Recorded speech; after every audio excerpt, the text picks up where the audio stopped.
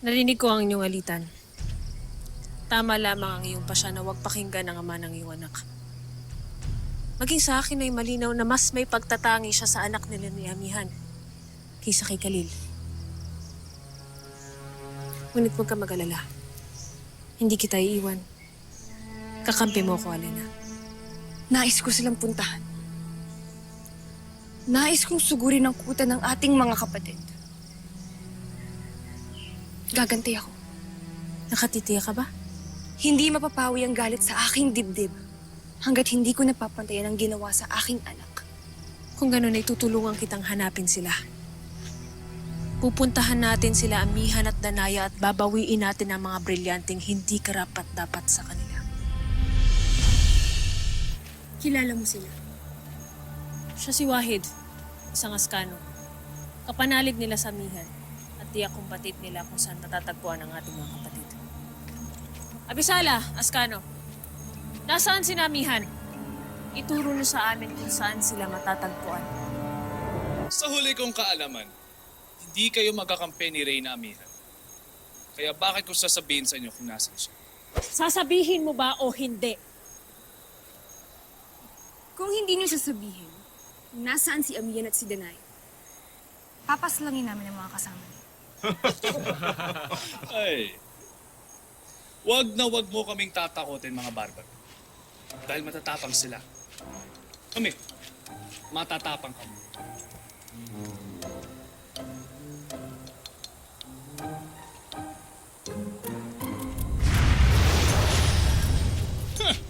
Ano sabi ko? Natakot sa akin. Ay.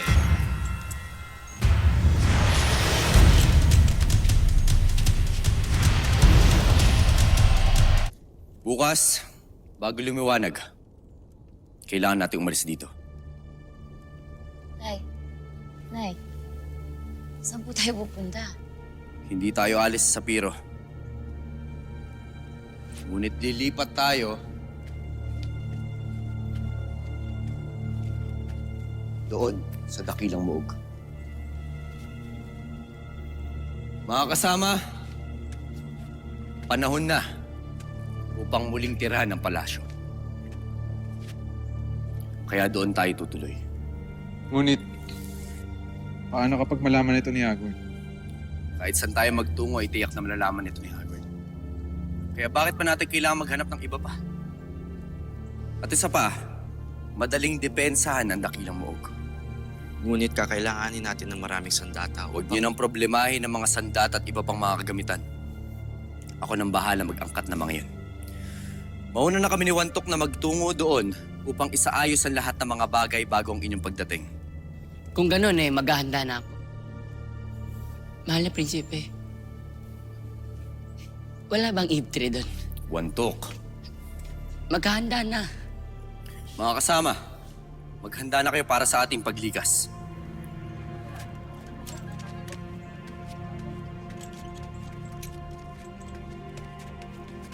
Mahal na Reyna. Maraming bilang ng ginto't kayamanan ang kakailanganin upang matustusan ang pag-aarmas ng buong Sapiro. Saan naman kukunin ni Ibrahim yun?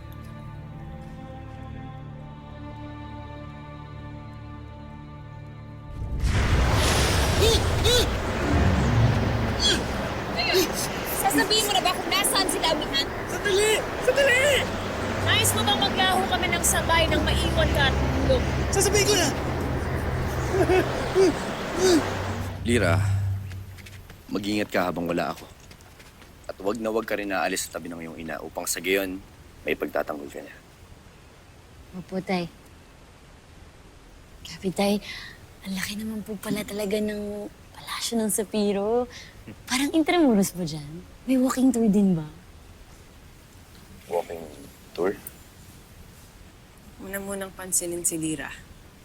Mami, yan yung mga tanong mo, anak. Pero tama ka, Lira. Napakalaki nga ng Sapiro. Kaya nais ko sana dito na tayo magkuta. Ngunit Ibrahim, saan ka kukuha ng ipambibili ng mga sandatang kinakailangan natin?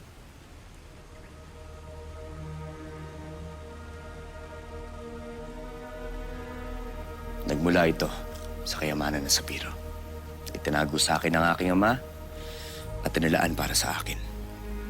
At sa tulong ni Vishka at Wahid, natagpuan ko ito kamakailan lamang. Kaya ngayon, itinatago ko na ito. At malayo ang mararating nito para makalaban tayo. Ngunit Ibrahim, ang kayamanan na sinasabi mo ay para lamang sa'yo at para sa Sapiro. Hindi para sa amin at para sa Lireo. Amihan, para ito sa atin. Kay Lira. Upang sa gayon ay makatiyak tayo na mapapangalagaan natin siya. Nang hindi siya matulad sa sinapit ni Khalil. Amihan, minsan na ako namatayan ng anak. Kaya ngayon, ipinapangako ko sa'yo, hinding-hindi ito mangyayari kay Lira. Kahit pa ubusin ko ang kayamanang hawak ko, hinding-hindi ako manghihinayang. Basta't matiyak ko lamang na magiging ligtas ang Sapiro para sa ating anak. Marami kayo, Tay. Sobrang natatouch po ako. Salamat po. Tagapag po.